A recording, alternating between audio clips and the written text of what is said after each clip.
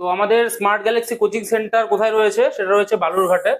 তোমরা যারা যারা স্মার্ট গ্যালাক্সি কোচিং সেন্টার থেকে মনে করছো একটা হেল্পিং হ্যান্ড হিসেবে ইউজ করবে, যারা মনে করছো স্মার্ট গ্যালাক্সি কোচিং সেন্টার থেকে অনলাইন বা অফলাইনের মাধ্যমে প্রিপারেশন নেবে, তারা অবশ্যই আমাদের স্ক্রিনে দেওয়া এই নাম্বারগুলোতে কল করে নেবে। এখানে তোমরা কল বা হোয়াটসঅ্যাপের মাধ্যমে পুরো ডিটেলসটা জেনে নিতে পারবে। এছাড়া আমাদের যে পিডিএফ দেওয়া রয়েছে তোমাদের ডেসক্রিপশন বক্সে, সেখান থেকেও তোমরা কিন্তু পুরো ডিটেলসটা পেয়ে যাবে। তো আজকে আমাদের নেক্সট সায়েন্স ক্লাস, দেখা যাক কি রয়েছে আমাদের সায়েন্স ক্লাসে। তো তোমরা যারা যারা দেখে নিতে চাইছো এখানে ডিটেলস গুলো কি কি রয়েছে, তারা অবশ্যই কিন্তু এখান থেকে ডিটেলস গুলো দেখে নিতে পারবে। পুরো ডিটেলস এখানে দেওয়া রয়েছে, অনলাইন ক্লাস কি করে হয়, অফলাইন ক্লাস কি করে হয়, কি কি ফ্যাসিলিটিস আমরা দিয়ে থাকি, আমাদের বুকস এর সম্বন্ধে সবকিছু তোমরা এখানেও পেয়ে যাবে। আবার তোমাদের ডিসক্রিপশন বক্সে যে ডিটেলস দেওয়া রয়েছে সেখান থেকেও পেয়ে যাবে। তো আমাদের যে ক্লাসটা এই চলছে এতদিন ধরে, সেই ক্লাসটা স্টুডেন্টস মেনলি টার্গেট করছে কাদের, এএনএম জিএনএম স্টুডেন্টদের। যারা এএনএম জিএনএম প্রিপারেশন নিচ্ছ তাদের জন্য মোস্টলি এই সায়েন্স কোশ্চেন গুলো কিন্তু খুব ইম্পর্টেন্ট। এছাড়া যারা সেন্ট্রাল এবং স্টেট ডিফেন্সের প্রিপারেশন নিচ্ছ, এছাড়া রেলওয়ের যে আগামীতে group C group D exam আছে, সেখানেও কিন্তু এই ধরনের প্রশ্ন অবশ্যই আসবে স্টুডেন্ট। তো তোমরা যারা যারা এই ক্লাসগুলো করছে, তোমরা যারা মনে করছো যে ক্লাসগুলো তোমাদের ভালো লাগছে, তোমরা কিন্তু তোমার বন্ধুরা যারা একই রকম ভাবে প্রিপারেশন নিচ্ছে তাদের সঙ্গে কিন্তু শেয়ার করতে পারো। তো আমাদের আজকে 15 নম্বর ক্লাস, দেখা যাক কোশ্চেন গুলো কেমন রয়েছে। ঠিক আছে, তো প্রথম কোশ্চেন দেখো, আইসো টাইপ কি? প্রশ্ন বলছে কি আইসো টাইপ কি?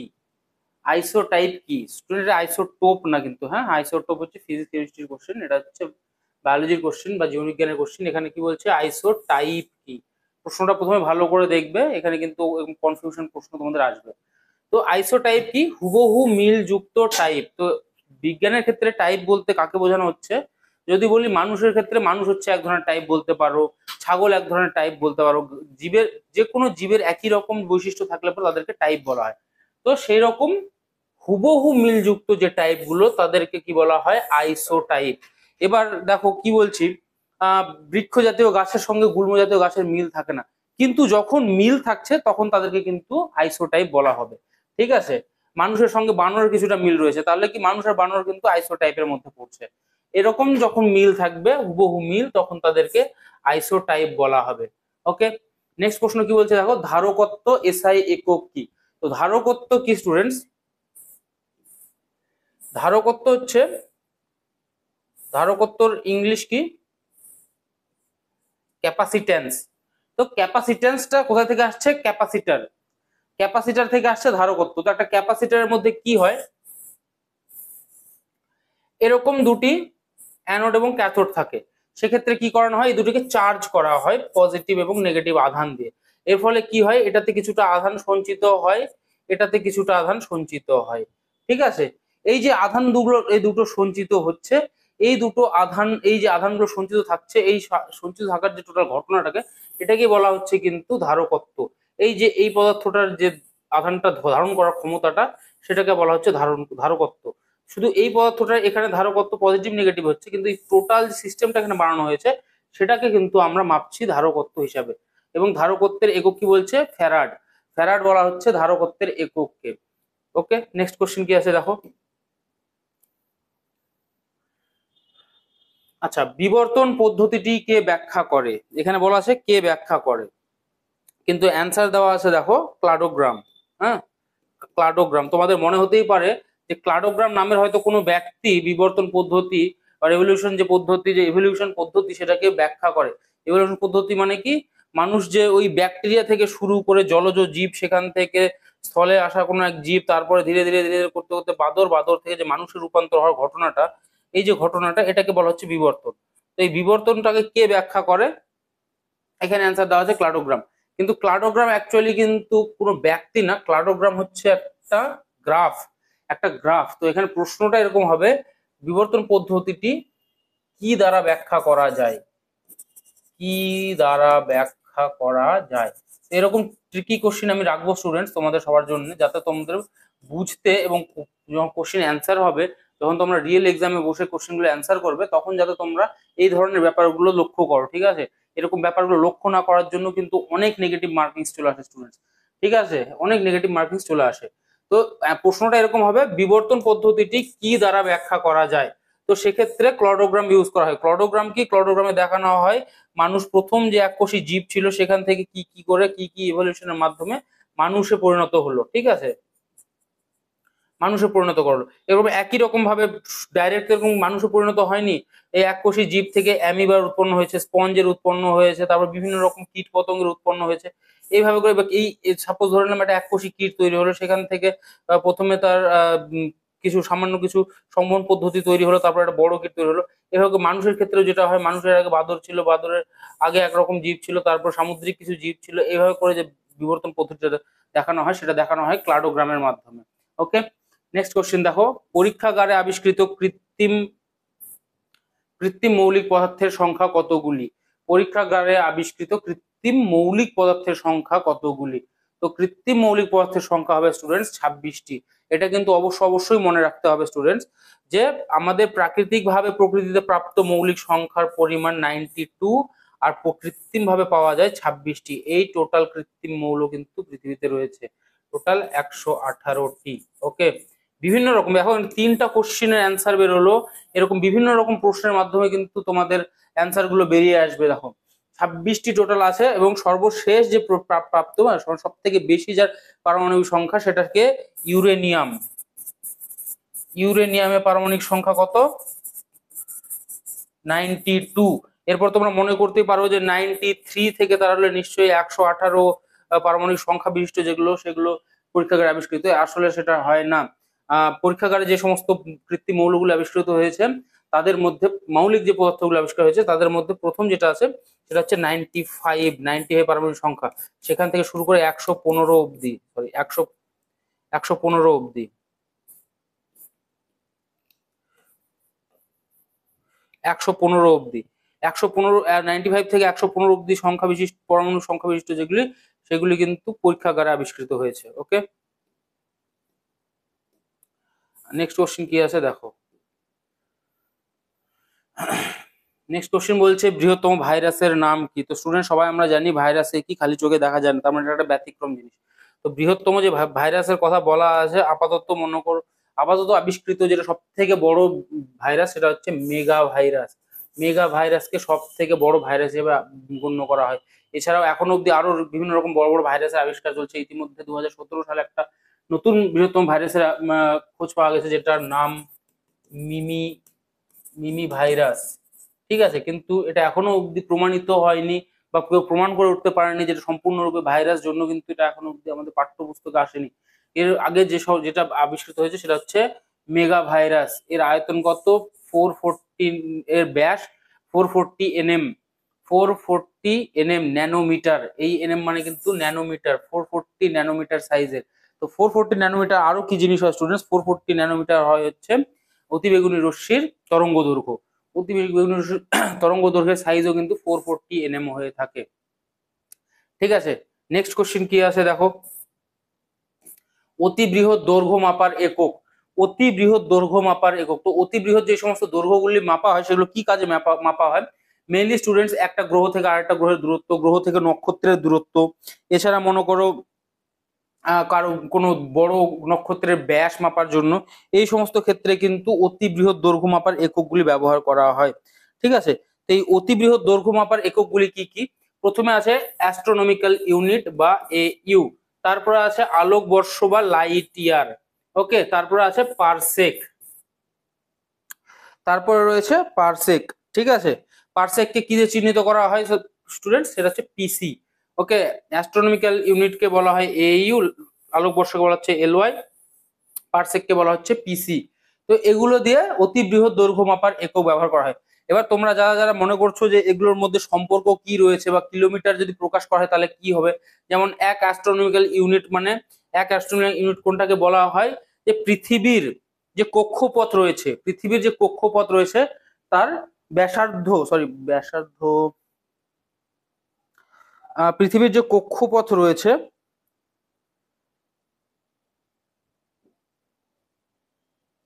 সেই যে ডিস্টেন্সটা, পৃথিবীর কক্ষপথের যে ডিস্টেন্সটা, পৃথিবী যেই পথে সূর্যকে প্রদক্ষিণ করে সেই কক্ষপথের যে ডিস্টেন্সটা সেটাকে বলা হয় 1 অ্যাস্ট্রোনমিক্যাল ইউনিট, যেটাকে বলা হচ্ছে 149.6 মিলিয়ন কিলোমিটার। ঠিক আছে, 1.146.9 মিলিয়ন কিলোমিটার। এবার যখন লাইট ইয়ারে আসবে, লাইট ইয়ার সমান সমান কত অ্যাস্ট্রোনমিক্যাল ইউনিট? লাইট ইয়ার সমান সমান কত অ্যাস্ট্রোনমিক্যাল ইউনিট স্টুডেন্টস?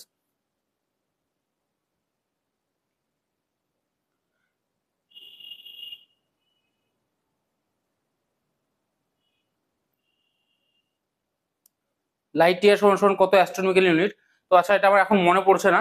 তোমরা যারা যারা অ্যাস্ট্রোনমিক্যাল ইউনিট, লাইট ইয়ার এবং পারসেকের মধ্যে সম্পর্ক কি আছে জানতে চাও, তারা অবশ্যই কমেন্ট করবে। আমি কিন্তু কোশ্চেনের আকার নিয়ে আসবো এবং তোমাদের সেই ডিটেলসটা জানিয়ে দেবো।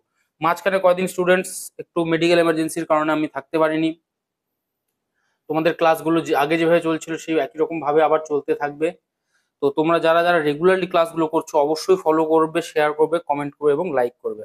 ঠিক আছে, তোমাদেরকে সর্বোচ্চ মাপের সার্ভিস প্রদান করতে আমরা বদ্ধপরিকর। তোমরা যারা যারা মনে করছো এই ধরনের কোশ্চেনগুলো তোমাদের ভালো লাগছে, তোমরা কিন্তু অবশ্যই শেয়ার করে আমাদেরও একই রকম ভাবে সাহায্য করবে, যাতে আমাদের আরো এরকম ভিডিও আনতে সুবিধা হয়। আচ্ছা, নেক্সট কোশ্চেন কি আছে দেখো। এইডস রোগ কোন কোন প্রাণী দ্বারা আক্রান্ত হয় এবং এর লক্ষণ কি? এর আগে অনেকবার বলেছি স্টুডেন্টস, তোমাদের এইডস এর ফুল ফর্ম নিয়ে বলবো। তো এইডস যে ভাইরাসের জন্য হয় সেটা হচ্ছে এইচআইভি। তো এইচআইভি সংক্রমণের পরে যেটা সর্বোচ্চ ক্ষতিকারক যে রূপটা যখন দেখা যায়, সেই সময়টাকে বলা হয় এইডস এ আক্রান্ত, এইডস রোগ। ঠিক আছে, তো এইডস এর ফুল ফর্ম কি? Acquired immuno deficiency syndrome, deficiency syndrome. ঠিক আছে, তো প্রথমে বলছে কি অ্যাকোয়ার্ড অর্জিত, ইমিউনো মানে প্রতিরোধ ক্ষমতা, ডেফিসিয়েন্সি সেটা কমিয়ে যাওয়া যে অসুখ, সেটাই হচ্ছে এইডস। তো এইডস এর ফলে কি হয়? এক্ষেত্রে দেহে রোগ প্রতিরোধ ক্ষমতা দুর্বল হয়ে পড়ে। তো এইচআইভি যখন আক্রান্ত হচ্ছে, এইচআইভি কি করছে? মানুষের শরীরে যে শ্বেত রক্তকণিকা যার রোগ প্রতিরোধ ক্ষমতা বাড়িয়ে তোলে, সেই রোগ প্রতিরোধ ক্ষমতার যুক্ত শ্বেত রক্তকণিকা সেগুলোকে ধ্বংস করতে থাকে একের পর। এর ফলে কি হয়? মানুষের মধ্যে যে রোগ প্রতিরোধ করার ক্ষমতাটা সেটা দুর্বল হয়ে পড়ে। আর এই জন্যই কি হয়, সামান্য জ্বর, সর্দি, কাশি বা কোথাও কেটে যাওয়া এরকম যদি কোনো অসুখ হয়, সেটা মারাত্মক আকার ধারণ করে। এই যখন মারাত্মক আকার ধারণ করে স্টুডেন্টস, ঠিক সেই সময় বলা হয় তিনি এইডস রোগে আক্রান্ত। ঠিক আছে, তো এইডস রোগ এইভাবে করে কেউ বলতে পারবে না এটা লক্ষণ কি। তবে এক্ষেত্রে যেটা হয় সেটা তোমাদের বলে দিলাম, যে প্রথমে তো রোগ প্রতিরোধ ক্ষমতা কমে যাচ্ছে, সরি। এবার এই রোগ প্রতিরোধ ক্ষমতা কমে যাওয়ার জন্য কি হয়? সামান্য ঠান্ডা লেগে যে জ্বর হয়, সর্দি কাশি হয়, এইটুকুও যদি হয়, সেটাকে আর শরীর নিজের থেকে ঠিক করতে পারে না বা ওষুধ খেয়ে তখন ঠিক হয় না। এটা দিনে দিনে দিনে দিনে বাড়তে থাকে এবং মারাত্মক আকার ধারণ করে এবং সেটাতে রোগীর মৃত্যু ঘটে। যদি এইচআইভি ট্রিটমেন্ট হয় তবেই তার সেই সম্ভাবনাটা কমে আসে। ঠিক আছে, যদিও এখনো অবধি সম্পূর্ণরূপে নিরাময় হয় না এইচআইভি, তবে কিছু কিছু চিকিৎসার মাধ্যমে সেই ব্যাপারটাকে একটু কমানো হয়, যেমন শ্বেত রক্তকণিকার পরিমাণ বাড়ানোর ফলে। ঠিক আছে, নেক্সট কোশ্চেন কি আছে দেখো। তাপ ও তড়িতের অর্ধ পরিবাহী দুটি পদার্থের নাম লেখো। তো স্টুডেন্টস প্রথমে যখন অর্ধ পরিবাহী ব্যাপারটা আসছে, অর্ধ পরিবাহী মানে কিন্তু মাথায় নিয়ে নিতে হবে সেমিকন্ডাক্টর। তো সেমিকন্ডাক্টর কি জিনিস? আমাদের যে মোবাইল, যে প্রত্যেকটা ইলেকট্রনিক্স যন্ত্র থাকে সেটার মধ্যে যে মাইক্রোচিপ বা প্রসেসর এই ধরনের জিনিস ইউজ হচ্ছে, র্যাম, রোম যেটাই বলো, সেটার মধ্যে যে ধরনের পদার্থ ব্যবহার করে সেটাকে তৈরি করা হচ্ছে, সেগুলোকে কিন্তু বলা হয় অর্ধ পরিবাহী বা সেমিকন্ডাক্টর। ওই জন্য কিন্তু এই সমস্ত ফ্যাক্টরিগুলোকে বলা হয় সেমিকন্ডাক্টর ফ্যাক্টরি। ওকে, সেমিকন্ডাক্টর আসলে জিনিসটা যেটা তৈরি হচ্ছে সেটা না, যেটা দিয়ে তৈরি হচ্ছে সেটাকে বলা হচ্ছে সেমিকন্ডাক্টর। তো পৃথিবীতে এরকম দুই ধরনের সেমিকন্ডাক্টর পাওয়া যায় যেগুলো ইউজফুল, সেগুলো কি? সিলিকন এবং জার্মেনিয়াম। এই জন্য স্টুডেন্টস তোমরা জেনে থাকবে, বেশিরভাগই যেখানে সফটওয়্যার হার্ডওয়্যারের কাজ হয়, কম্পিউটার সংক্রান্ত, মোবাইল সংক্রান্ত, বিভিন্ন ইলেকট্রনিক্স সংক্রান্ত, সেরকম একটা জায়গা আমেরিকা, সেটার নাম হচ্ছে সিলিকন ভ্যালি। তো এই জন্যই নামটা পড়েছে সিলিকন ভ্যালি। ঠিক আছে, নেক্সট কোশ্চেন দেখো।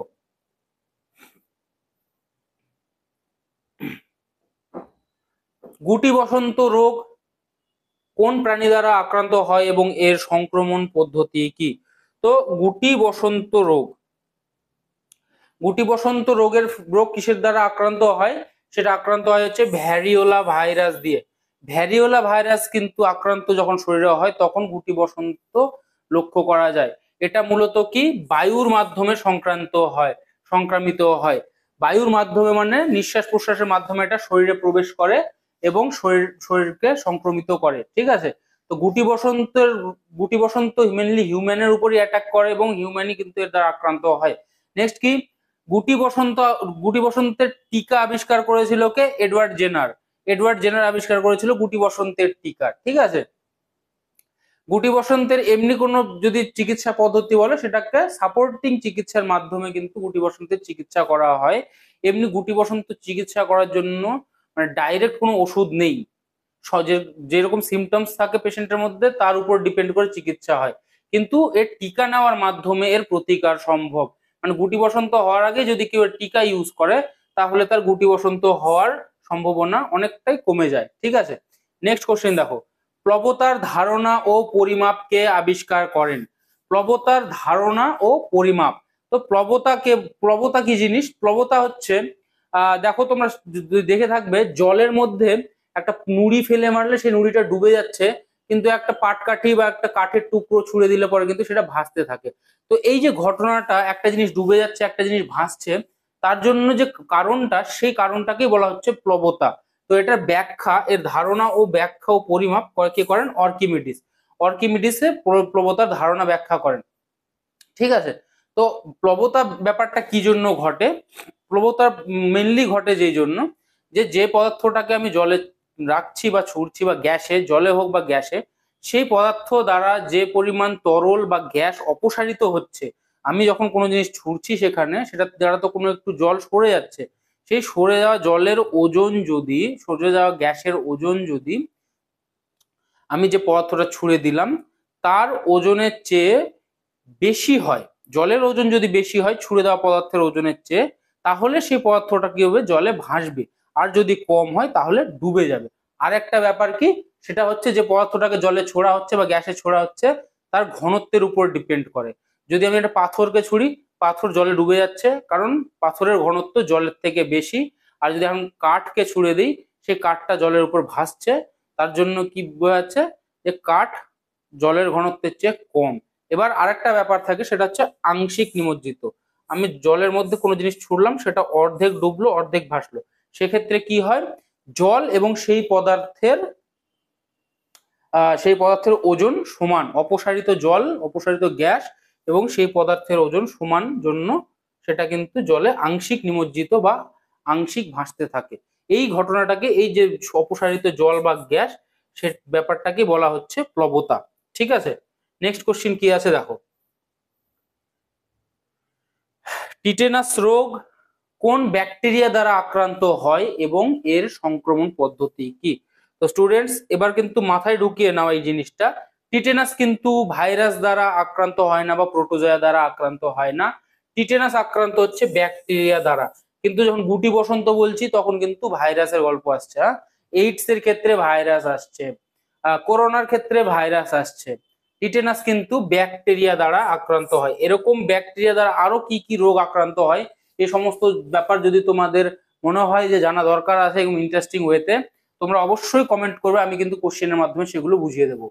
তো টিটেনাস আক্রান্ত হয় ক্লস্ট্রিডিয়াম টিটেনি এক ব্যাকটেরিয়া দ্বারা, আর এটা কি স্নায়ুতন্ত্রে সংক্রামিত হয়। আমরা মোস্টলি জেনে থাকবো, কোথাও কেটে কুটে গেলে পর আমাদের কি বাড়ি থেকে বলে যে যা টিটেনাসটা করে নে। তো এই টিটেনাস যে করা হচ্ছে, সেই টিটেনাসটা করার ফলে কি এই সংক্রমণটা আমাদের হয় না। বাকি টিটেনাস যারা মানে নিচ্ছে না, টিটেনাস টিকাটা যারা নিচ্ছে না, তারা না নিলে তাদের কি হতে পারে, এই ক্লস্ট্রিডিয়াম টিটেনি এটা শরীরের মধ্যে রক্তে প্রবেশ করে একটা বিজাতীয় বিষ বা ক্ষতিকারক পদার্থ তৈরি করে, যেটা মানুষের স্নায়ুতন্ত্রে সেটা অ্যাটাক করে এবং স্নায়ুতন্ত্রের ক্ষতি সাধন ঘটায়। এর ফলে যে অসুখটা হয় সেটা আমরা বাংলাতে বলে থাকি ধনুষ্টঙ্কার। ওকে, এর ফলে কি হয়? পেশি শক্ত হয়ে যায় এবং খিঁচুনির সৃষ্টি হয়, ঠিক আছে। আর যেমন আমরা যখন কোনো জল টল খাবো তখন গলা দিয়ে পার হবে না, এই ধরনের সিমটমস দেখা যায়। নেক্সট কোশ্চেন দেখো, নাইট্রোজেন এবং হাইড্রোজেনের বিক্রিয়ায় কি উৎপন্ন হয়? নাইট্রোজেন এবং হাইড্রোজেনের বিক্রিয়ায় কি উৎপন্ন হয়? নাইট্রোজেন আর হাইড্রোজেনের বিক্রিয়া উৎপন্ন হয় এনএইচ। এনএইচ কি? এনএইচ হচ্ছে অ্যামোনিয়া। ঠিক আছে, এনএইচ হচ্ছে অ্যামোনিয়া। তো এই নাইট্রোজেন এবং হাইড্রোজেনের বিক্রিয়ার ফলে যে অ্যামোনিয়া উৎপন্ন হয়, সেই যে উৎপন্ন করার পদ্ধতিটা, সেই পদ্ধতিটাকে বলা হচ্ছে কি? হেবার পদ্ধতি। হেবার পদ্ধতি। এই হেবার পদ্ধতির ফলে কিছু একটা অনুঘটকের উপস্থিতিতে, যেমন লোহার গুঁড়ো এরকম উপস্থিতিতে উচ্চ তাপ এবং উচ্চ চাপে নাইট্রোজেন এবং হাইড্রোজেনকে মেশালে সেখান থেকে অ্যামোনিয়ার উৎপন্ন হয়। এবং এই যে বিক্রিয়াটা ঘটে, সেই বিক্রিয়াটা কিন্তু উভমুখী বিক্রিয়া, মানে অ্যামোনিয়া থেকেও কিন্তু নাইট্রোজেন এবং হাইড্রোজেন প্রস্তুত করা যাবে সেই একই রকম বিক্রিয়ার মাধ্যমেই। ঠিক আছে, এই পদ্ধতিটা, এখান থেকে অ্যামোনিয়া তৈরির পদ্ধতিকে বলা হচ্ছে হেবার পদ্ধতি। ঠিক আছে, এবং এই যে অ্যামোনিয়া তৈরি হচ্ছে, সেই অ্যামোনিয়াকে কৃষিকাজে এবং এবং বিভিন্ন রকম শিল্প ক্ষেত্রে ব্যবহার করা হয়। নেক্সট কোশ্চেন দেখো, পাউরুটি প্রস্তুতিতে অ্যালকোহল জাতীয় পানীয় উৎপাদনে কোন অণুজীব ব্যবহার করা হয়? ঠিক আছে, সেটা কিন্তু কোনোদিনও কোনো কেমিক্যাল স্টুডেন্টস তৈরি হয় না। হ্যাঁ, পাউরুটিতেও কিন্তু যে পদ্ধতিতে কাজ হচ্ছে, সেই পদ্ধতিতে অ্যালকোহলেও কিন্তু কাজ হয়। সেটা করে থাকে কে? ইস্ট নামক ছত্রাক। ইস্ট নামক ছত্রাক। তো এই ইস্ট নামক ছত্রাক কি করে? যখন আমরা পাউরুটির আটার মধ্যে ইস্ট মেশাই, তখন পাউরুটিতে অবস্থিত যে শর্করা, তার সেই শর্করাটাকে খেয়ে সেখান থেকে কার্বন ডাই অক্সাইড উৎপন্ন করে।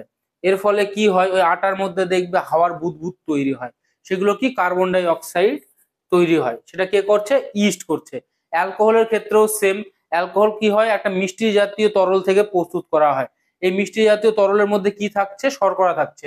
এবং সেই শর্করার মধ্যে যদি ইস্ট মেশানো হয়, ইস্ট সেই তরল শর্করাকে খেয়ে সেখান থেকে অ্যালকোহল প্রস্তুত করে। ঠিক আছে, নেক্সট দেখো, লং জাম্পের সময় প্রতিযোগী কিছুটা দূর থেকে দৌড়ে এসে বেশি দূর লাফাতে পারে, এটি জাড্ডের কোন ধর্মের জন্য? তো সব খুবই ইজি স্টুডেন্টস, এটা অবশ্যই গতি জাড্ডের জন্য। কারণ সেই প্লেয়ার কিন্তু অনেকটা দূর থেকে দৌড়ে এসে তার মধ্যে গতির সঞ্চার করছে, এবং যখন সে একটা পয়েন্টে দাঁড়িয়ে নিজেকে কিছুটা সামনের দিকে ঝুঁকে দেয় বা নিজেকে কিছুটা সামনের দিকে লাফিয়ে নেয়, তখন কি হয়? গতি জাড্ডের জন্য সে অনেকটা দূরত্ব অতিক্রম করতে পারে। ঠিক আছে, এটা হয় হচ্ছে গতিজাড্য ধর্মের জন্য। তার মধ্যে যে গতিটা থাকছে, সে গতিটা তাকে এতটা দূরে যেতে সাহায্য করে। বাকি কেউ যদি দাঁড়িয়ে থেকে কোথাও একটু লাফানোর চেষ্টা করে, সেক্ষেত্রে কিন্তু ততটা দূর যেতে পারবে না যতটা দৌড়ে এসে লাফালে ঘটে। নেক্সট কোশ্চেন কি আছে দেখো, করোনা ভাইরাসের কয়টি মিউটেশন যুক্ত থাকে? তো স্টুডেন্টস, আপাতত কিন্তু করোনা ভাইরাসের প্রচুর মিউটেশন দেখা যাচ্ছে। ইভেন কোথাও কোথাও দেখা যায় কোনো কোনো দেশে 22টা পর্যন্ত মিউটেশন হয়ে গেছে, কোথাও কোথাও 12টাতে সীমিত আছে। কিন্তু ভারতবর্ষে যে প্রথম করোনার যখন সংক্রমণ ঘটে, তখন কিন্তু সব থেকে ভয়াবহ যে মিউটেশন গুলো দেখা যায়, সেগুলোর পরিমাণ কিন্তু টোটাল 3টে। হ্যাঁ, তিনটে তিনটে মিউটেশন কিন্তু করোনা ভাইরাসে ঘটেছিল, যখন সেটা খুব মহামারীর আকার ধারণ করে তখন। ঠিক আছে, আচ্ছা, নেক্সট কোশ্চেন কি আছে দেখো, তাপমোচী ভৌত পরিবর্তনের উদাহরণ দাও। তাপমোচী ভৌত পরিবর্তন মানে কোথাও কোনো একটা বিক্রিয়া ঘটছে, যেখান থেকে তাপ মোচন ঘটছে, কিন্তু সেই বিক্রিয়াটাকে যদি রিভার্স করা যায়, তাপটা কিন্তু আবার সংযোজিত হতে পারে। কারণ কি? এখানে বলেছে ভৌত পরিবর্তন। ওকে, তো এরকম তাপমোচী ভৌত পরিবর্তন কি? সেটা হচ্ছে সালফিউরিক অ্যাসিডে জল মেশালে। এবার যদি এখানে থাকতো কাঠ কয়লা পোড়ালে, অপশন যদি থাকতো কাঠ কয়লা পোড়ালে, সেক্ষেত্রে কোশ্চিনকে হতে হতো রাসায়নিক পরিবর্তন, অথবা যদি ভৌত পরিবর্তনই থাকতো তাহলে কিন্তু এই অপশনটা হতো না। ঠিক আছে, কারণ কাঠ কয়লাকে পোড়ানোর ফলে তাপ উৎপন্ন হচ্ছে ঠিকই, কিন্তু আমি কি প্রক্রিয়াটাকে রিভার্স করতে পারবো?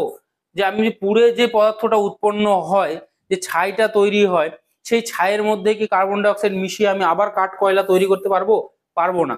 তার জন্য কি, কাঠ কয়লার দহন কিন্তু রাসায়নিক পরিবর্তন, কোনো ভৌত পরিবর্তন না।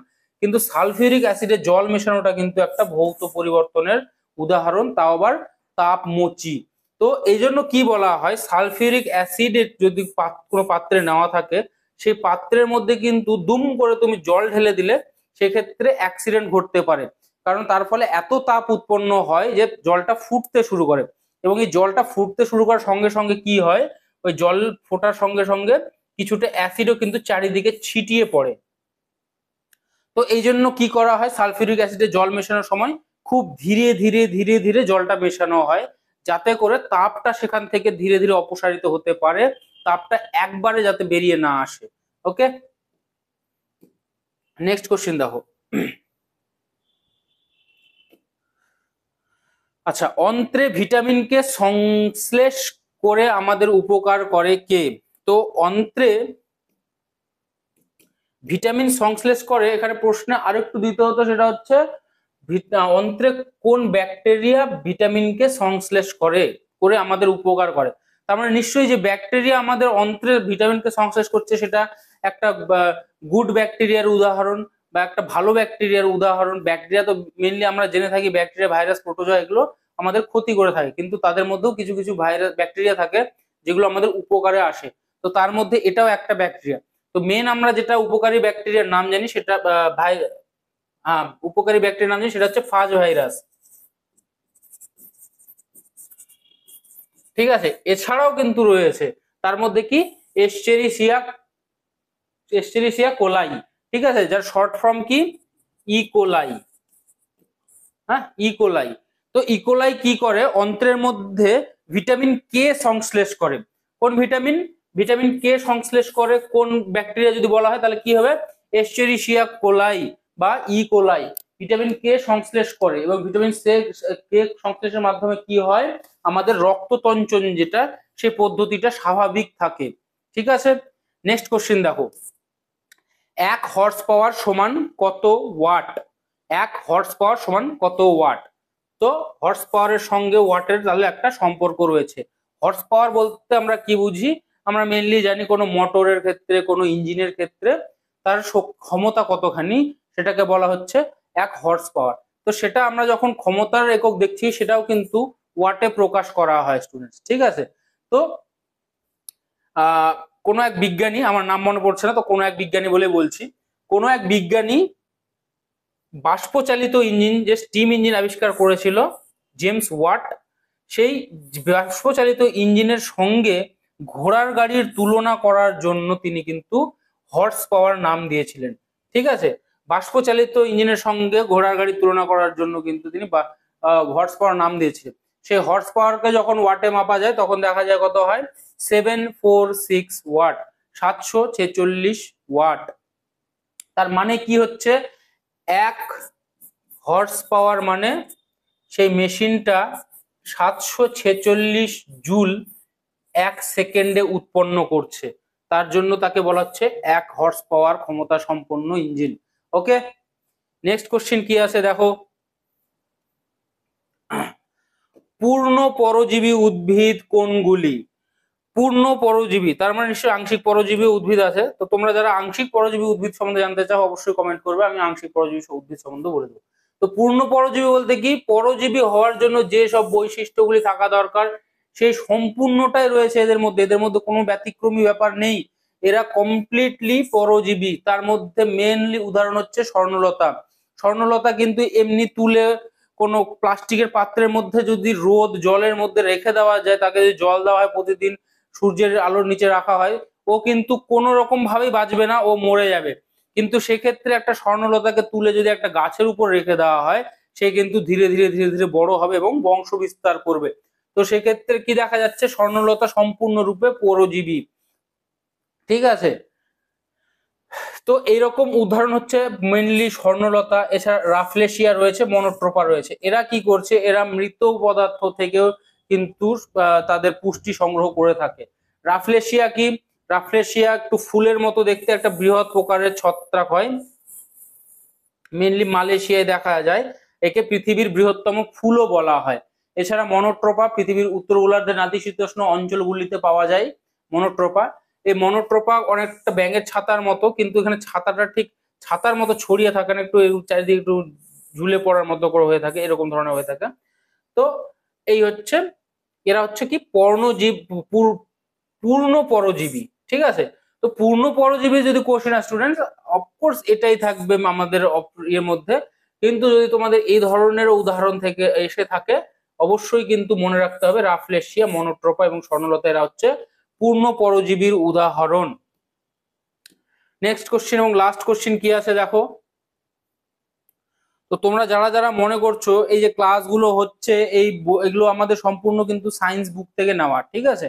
তোমরা যারা মনে করছো এই সায়েন্স বুক থেকে তোমরা বুকটা নেবে, নিজেদের কাছে রেখে প্রিপারেশন নেবে, তারা অবশ্যই আমাদের ডেসক্রিপশনে দেওয়া কন্ট্যাক্ট নাম্বারগুলোতে যোগাযোগ করতে পারো, সেখান থেকে ডিটেলস পেয়ে যাবে। এছাড়া আমাদের ফ্লিপকার্ট, অ্যামাজন এবং মিশোতেও রয়েছে এগুলো, সেই ডিটেলস গুলো কিন্তু পেয়ে যাবে। এছাড়া যারা মনে করছো স্মার্ট গ্যালাক্সি কোচিং সেন্টারে ভর্তি হয়ে আমাদের যে সমস্ত বইগুলো রয়েছে সেগুলো সম্পূর্ণ ফ্রিতে তোমরা নেবে, সেক্ষেত্রে কিন্তু কোচিং সেন্টারে ভর্তি হওয়ার জন্য তোমাদের এই নাম্বারগুলোতে কল করে বা হোয়াটসঅ্যাপ করে ডিটেলস জেনে নিতে হবে। ওকে, লাস্ট কোশ্চেন কি বলছে দেখো, অসামঞ্জস্য বিক্রিয়া কাকে বলে? অসামঞ্জস্য বিক্রিয়া কাকে বলে? অসামঞ্জস্য বিক্রিয়া কাকে বলছে স্টুডেন্টস? দেখো, এই বিক্রিয়ায় একই বিক্রিয়ক পদার্থ একসঙ্গে জারিত এবং বিজারিত হয়। মানে একটাই পদার্থ, ধরে নিলাম নাইট্রোজেন, কোন একটা বিক্রিয়া চলছে, এখানে নাইট্রোজেনের সঙ্গে বিক্রিয়া চলছে, কোন একটা পদার্থের বিক্রিয়া চলছে, জৈব পদার্থ হোক অজৈব পদার্থ হোক, কোন একটা বিক্রিয়া চলছে, ঠিক আছে? তো সেক্ষেত্রে কি দেখা যাচ্ছে, একই সঙ্গে জারিত এবং বিজারিত হচ্ছে। সাপোজ ধরে নিলাম এখানে লিখলাম নাইট্রোজেনের সঙ্গে ক্লোরিন হাইড্রোক্সাইডের বিক্রিয়া হচ্ছে, ঠিক আছে?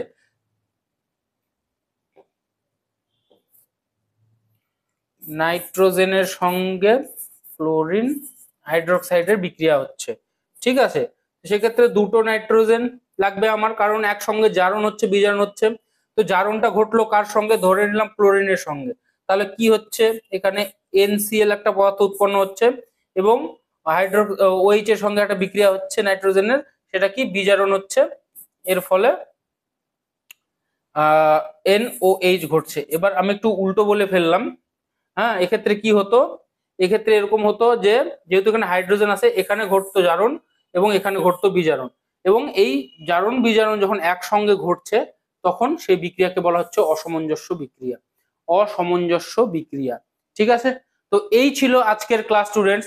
তোমরা যারা যারা রেগুলার ক্লাস করছো অবশ্যই ক্লাসে আসবে, অবশ্যই তোমরা কমেন্ট করবে তোমাদের ইনকোয়ারি গুলো, আর অবশ্যই তোমরা কিন্তু লাইক শেয়ার এবং কমেন্ট করে ক্লাসগুলো দেখতে থাকবে।